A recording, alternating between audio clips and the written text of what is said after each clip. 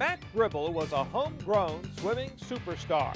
He attended Palmetto High School, where he first met up with assistant swim coach Charlie Hodgson.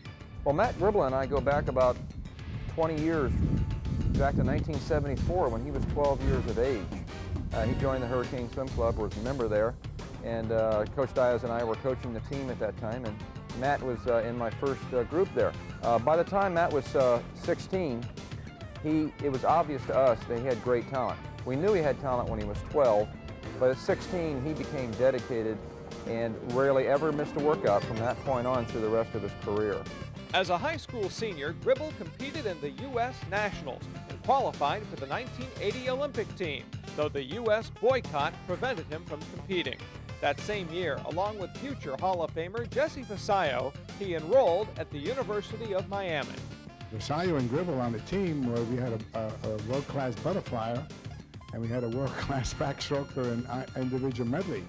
And those two guys definitely made points in the NCAAs and gave us a great dual meet team. There were 6 other swimmers in my year coming in as freshmen and divers who signed specifically because of those two guys being on the team. And with the addition of the 6 people in my freshman class, we really improved, and it was a direct result of those two guys being on the team.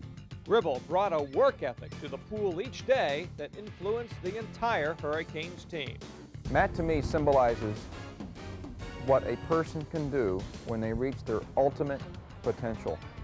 Matt wasn't the tallest guy, he wasn't the strongest guy, but he was an extremely hard worker, and he maximized his potential.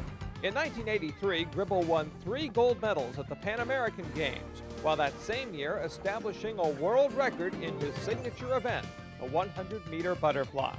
The guy was had very little fat on his body.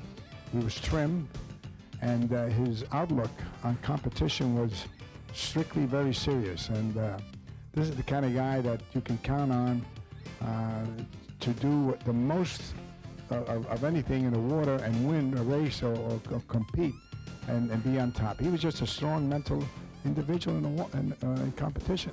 But Gribble's biggest challenge came in 1984 at the Olympic trials. Matt was the favorite.